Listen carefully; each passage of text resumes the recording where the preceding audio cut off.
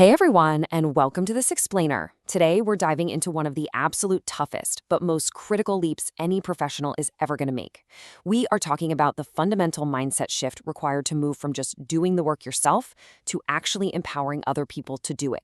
So let's jump right in with a pretty tough question. Are you managing your people or are you inspiring them? Seriously, think about it for a second. It forces us to take a really honest look at our daily routines. Are we just, checking off tasks and directing traffic all day? Or are we actually building a team that's driven by a shared vision? The ultimate goal of what we're talking about today was actually nailed thousands of years ago by the ancient philosopher Lao Tzu. He essentially said that the absolute highest type of leader is someone the people barely even know is there. When the work is done, everyone says, "Hey, we did this ourselves." The pinnacle of leadership isn't about being the loudest voice in the room or swooping in like a hero to save the day. It's about building teams that operate so autonomously they truly feel that success is 100% their own. Okay, let's get into section 1, the manager's trap. Before we can reach that awesome, enlightened level of leadership, we've got to look at what's holding us back. Picture a hiker who slips off the edge of a cliff and ends up clinging for dear life to a single vine. Obviously, as long as you hold on to that vine, you're just stuck hanging there precariously forever. Well, in business, that vine represents the mundane, day-to-day execution tasks that we absolutely refuse to let go of. And why do we cling to it? Because of the doer trap. It's that classic, completely toxic saying, if you want something done right, you gotta do it yourself.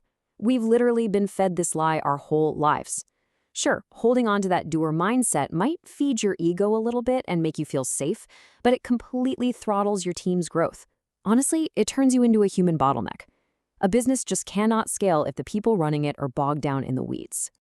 Which brings us to section 2, managing versus leading. To escape that trap, we have to draw a really sharp line in the sand. Ask yourself right now, where do your daily actions fall?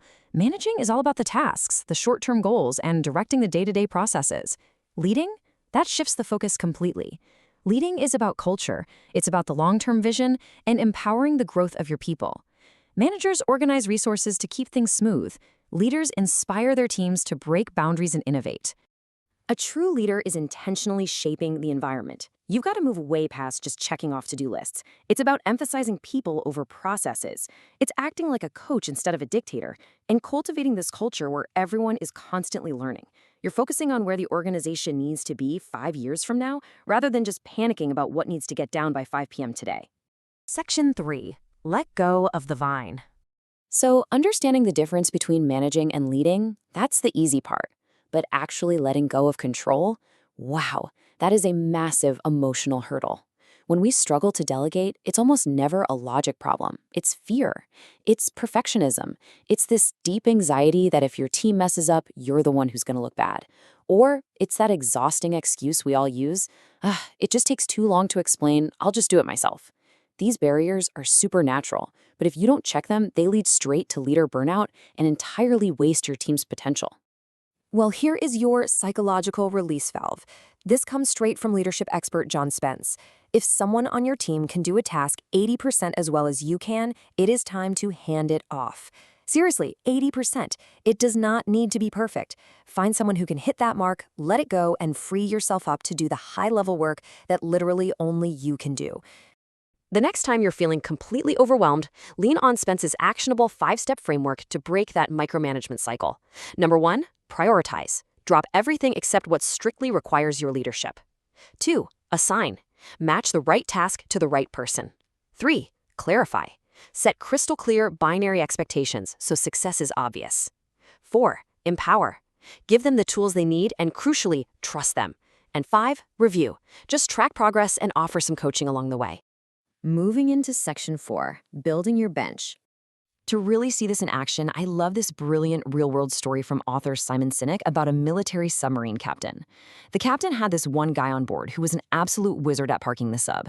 Naturally, the captain relied on him every single time. But then it hit him. This is a huge vulnerability. What if this parking genius gets sick? By leaning completely on the power of one gifted person, he had basically built an incredibly fragile, unscannable system. So the captain went with a rather painful solution. He told the brand new guy to park the submarine. And yeah, as you'd expect, it did not go well. The temptation to just shove the kid aside, take the controls and give the job back to the expert must have been overwhelming. But he didn't do it. He let the new driver fail, and he waited.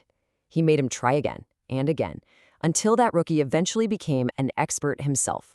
Building a deep bench of talented people is incredibly hard because it takes so much patience. You literally have to stand there and watch people fall flat on their faces, and then let them try again. We as leaders are usually that first expert subparker, right? We care the most, we've been doing it the longest, but as Sinek points out, showing your team that you are firmly in their corner, cheering them on through their mistakes, is literally the only way a business can ever truly scale. And finally, Section 5, the servant leader shift. Okay, so this all brings us to the ultimate evolution of this whole paradigm shift. It's a deeply philosophical concept known as servant leadership.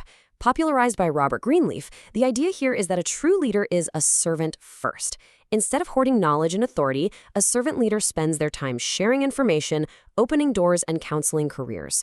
You are prioritizing the growth of your people above your own personal power. And what's wild is that this isn't some trendy new corporate buzzword.